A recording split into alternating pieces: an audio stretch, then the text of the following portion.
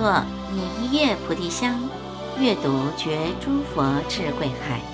欢迎收听由香海文化制作的放香节目。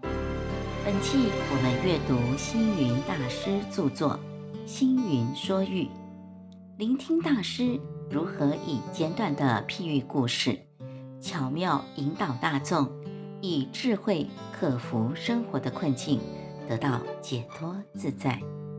本系列故事分别中文及英文读诵，由普门寺监院妙旭法师以中文诵读，人间佛教研究院副院长妙光法师以英文诵读。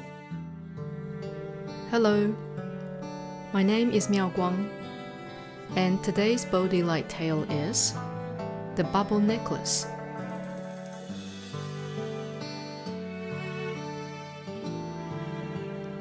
Once upon a time, there lived a king named Louise, who loved his little princess Bella so much, he would give her anything she wished for. On one rainy afternoon, the little princess looked at a pond outside her window. She noticed that as raindrops fell into the pond, cute little bubbles were formed. "Look at those pretty bubbles. I must have them," said Princess Bella. So she ran to the king and demanded, "Father, I want a necklace made of those bubbles." "What do you mean, my dear?" King Louis asked gently. "I saw some pretty bubbles on the lily pond. I want a necklace made of those bubbles now," demanded Princess Bella.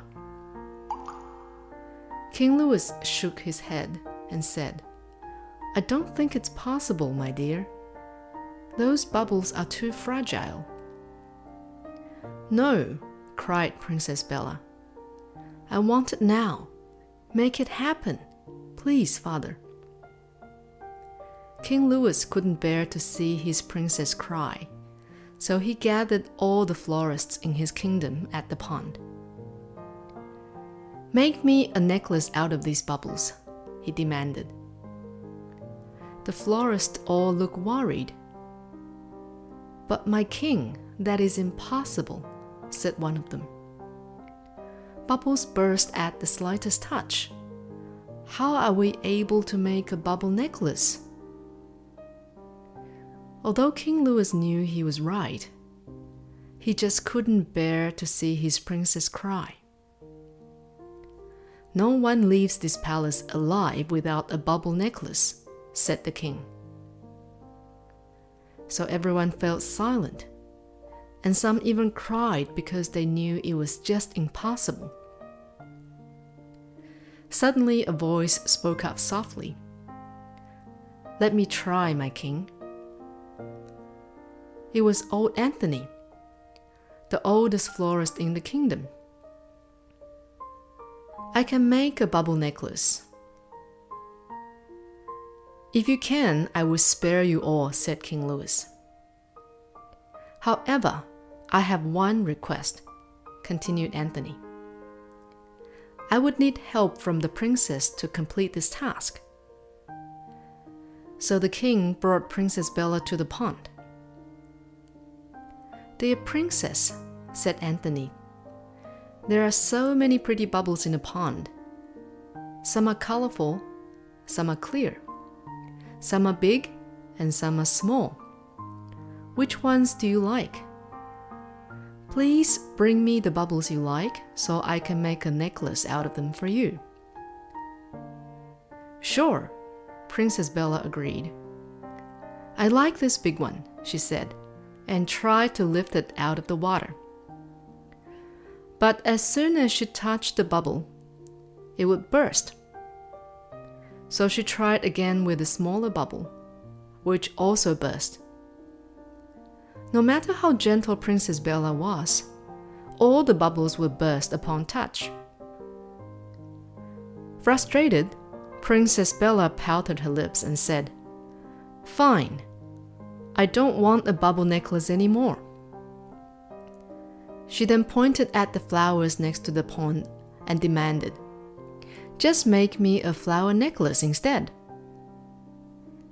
As the princess stomped back to the palace, King Louis, old Anthony, and the florist all smiled at each other, feeling relieved.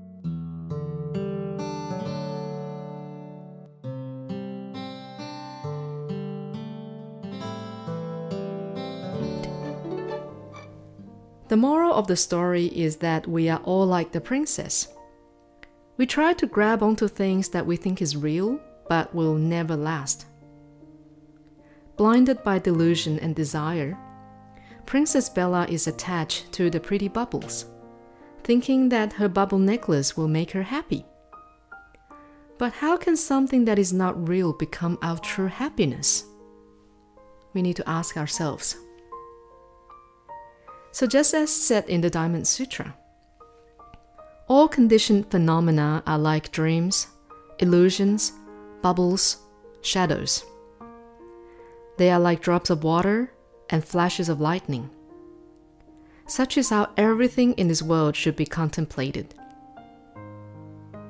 The wise mind sees the illusion of things and knows that they are subject to constant change, just like the setting sun and fleeting clouds.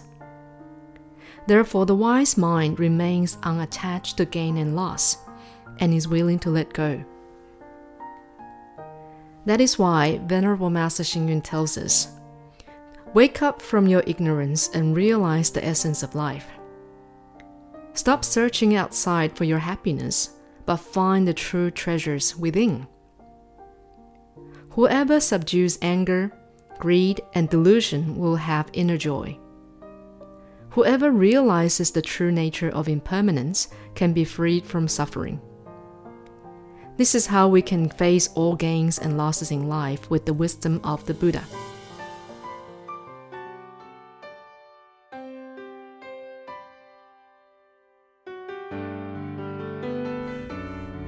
水泡花漫。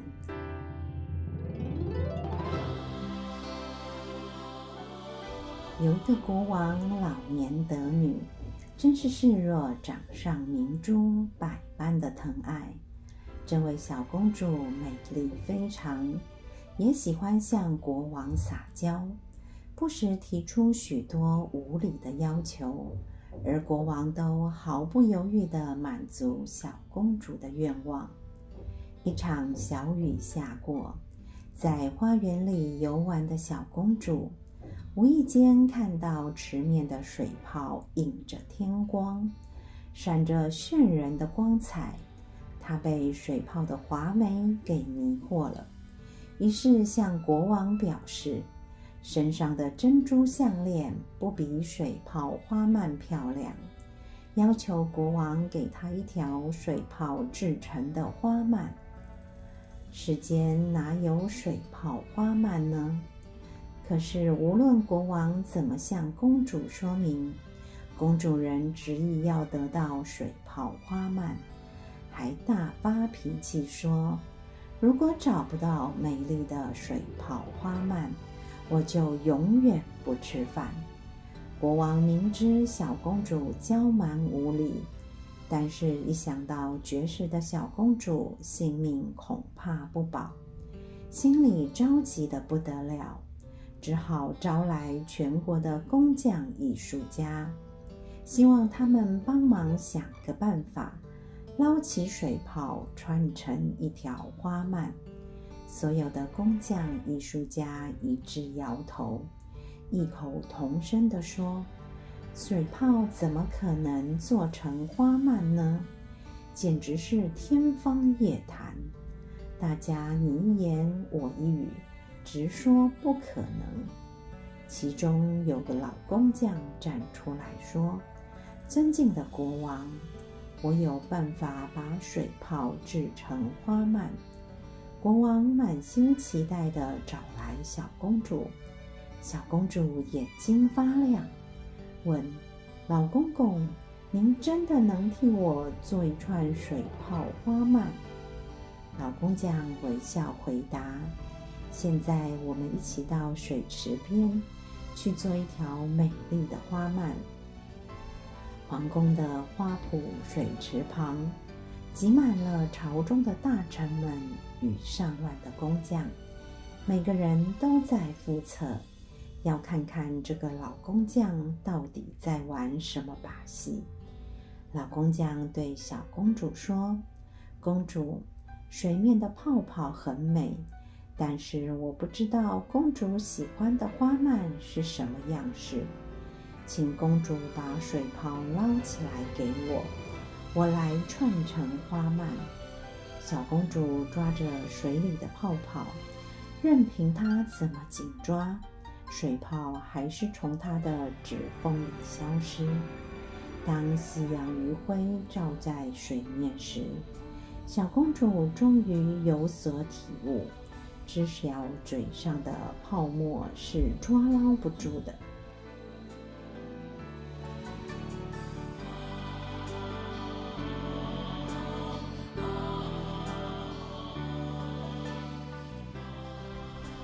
小公主宁可舍命，苦苦地追逐梦幻泡影，思维无人的生生世世，又何尝比故事中的小公主聪明几分？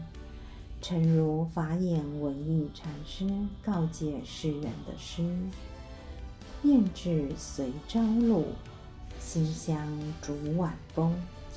何须待零落，然后使之空。”当彻知世间有为的无常虚妄，收拾起多年的身心狼藉，才能见到内心原有一塘碧水连天的无限辽阔。谁负了你？是我们迷于眼耳六根梦幻的假象。李白醉里捞月，我们不也是经常如此吗？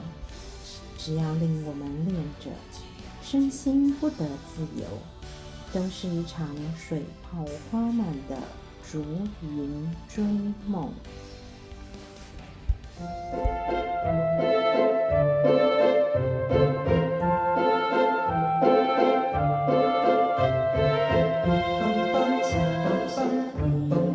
更多内容欢迎典藏星云大师全集以及系列著作。感谢您的收听，我们下次见。